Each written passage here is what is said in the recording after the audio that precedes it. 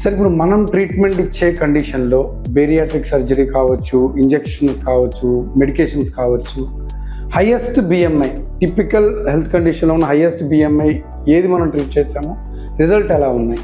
So మనం treat చేసిన వాళ్ళు 53-54 బిఎంఐ వాళ్ళు కూడా ఉన్నారు.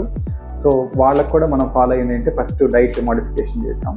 3 వీక్స్ బిఫోర్ సర్జరీ మనం డైట్ మోడిఫికేషన్ చేసాం. దాంతోపాటు లంగ్స్ కెపాసిటీని ఇంప్రూవ్ చేయడానికి స్పైరోమెట్రీ అంటాం, బిఫోర్ సర్జరీ అది చేయిస్తాం. దాంతోపాటు వాళ్ళకి ఓఎస్ఏ అంటే నైట్ టైం కొరకు వస్తుందా లేదా శ్వాస తీసుకోవడం నైట్ టైం ఇబ్బంది అవుతుందా లేదా అసెస్ చేసుకున్నాం.